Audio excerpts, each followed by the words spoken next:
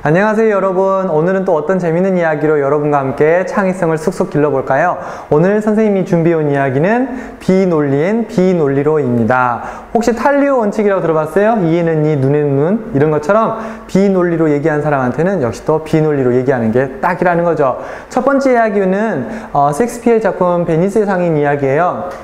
포샤 여자예요. 남자로 준비했지만 여자 자세히 보면 여자 맞아요. 그리고 포샤가 지금 공자 역할을 하는 거죠. 공장 역할이요. 이 앞에 이제 샤일록과 안토니오가 있는 거예요. 샤일록이 안토니오의 가슴살 1파운드를 뜯어내려고 하는 거죠. 끝까지. 왜요? 계약서상 돈을 제때 못 갚았으니까 그런 거죠.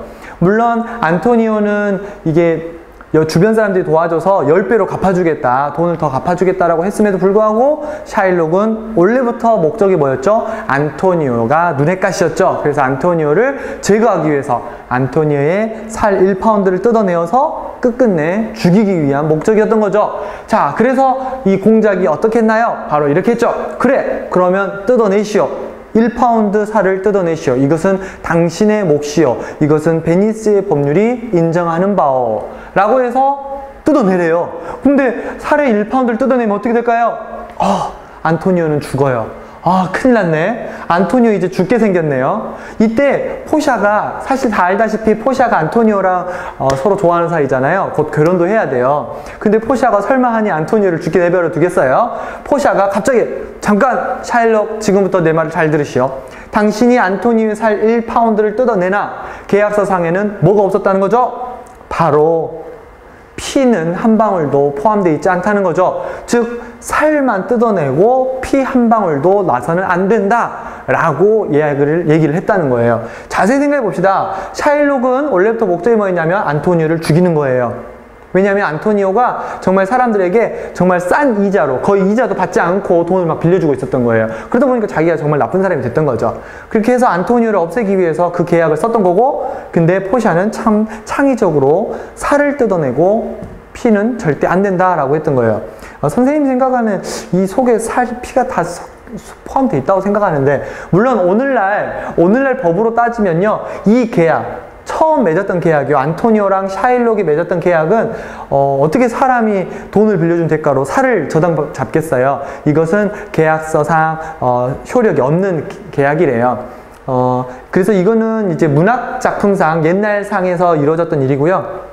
이렇게 어려운 상황을 창의적으로 해결한 거죠. 자세히 보시면 포샤는 뭐 했냐면 샤일록이 어이없게 비논리적으로 계약을 했으니 나도 비논리적으로 한번 접근해 보겠다 라는 내용이 되겠습니다. 자, 그럼 두 번째 이야기로 가볼게요. 두 번째 이야기는 재밌어요. 한 양반집이 있었고 그 양반 밑에 행인으로 있었죠. 행장으로 있던 사람이 부인도 있었고 아들도 있었는데 이 부인이 너무 예뻤던 거예요. 그래서 양반이 그 부인을 자기 부인으로 만들기 위해서 그 남자에게 내기를 걸었던 거죠. 자, 황소는 누구예요? 소 중에 남자예요. 수컷 황소가 뭘 했다고요? 바로 송아지를 낳았다는 거예요. 그래서 황소가 낳은 송아지를 데리고 와라. 데리고 오면 내가 너에게 땅을 주겠다. 넌 두루마지기를 주겠다. 그런데 못 가져온다면 너의 부인은 내가 거둬들이겠다. 라고 했던 거예요. 이때 이제 그 남자, 아버지죠. 아들의 아버지는 너무나 고민이 쌓였고 결국 몸져 누웠다는 거죠. 너무나 스트레스를 받았나 봐요. 이때 아들이 물어봤죠. 아버지 무슨 일이십니까?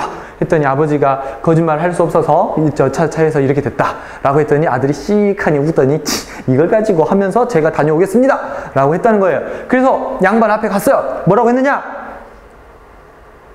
양반이 이렇게 물어보는 거죠. 야, 네 아버지가 와야지 왜 네가 오느냐? 했더니 우리 아버지는 엊그제 애를 낳아서 지금 몸이 안 좋아서 누워 계십니다. 그래서 미역국을 끓여 드리셔야 되는데 미역이 없어서 미역 좀 주시면 안 됩니다요?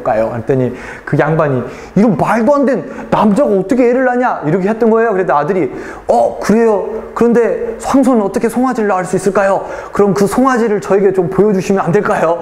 우리 아버지 아들 낳는데 양반 아저씨가 얘기한 것처럼 낳는데 라고 얘기했답니다. 아들의 창의성 정말 멋있는데요. 방금 전에 포샤가 했던 거랑 똑같아요. 뭐냐면 수컷 소가 송아지를 낳은 걸 너가 한번 증명해봐라 라고 했더니 아들이 또 똑같이 우리 아버지 애를 낳았는데 지금 몸져 누우셨습니다.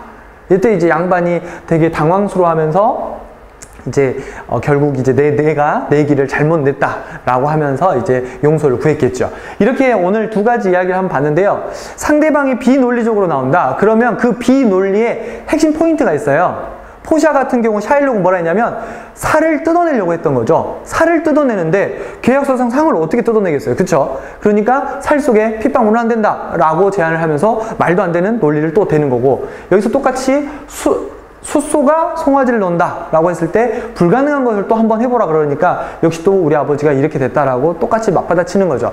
우리가 그 책이나 주변에서 들려오는 이야기를 보면요, 이런 식으로 비논리로 맞받아치는 경우가 많이 있어요.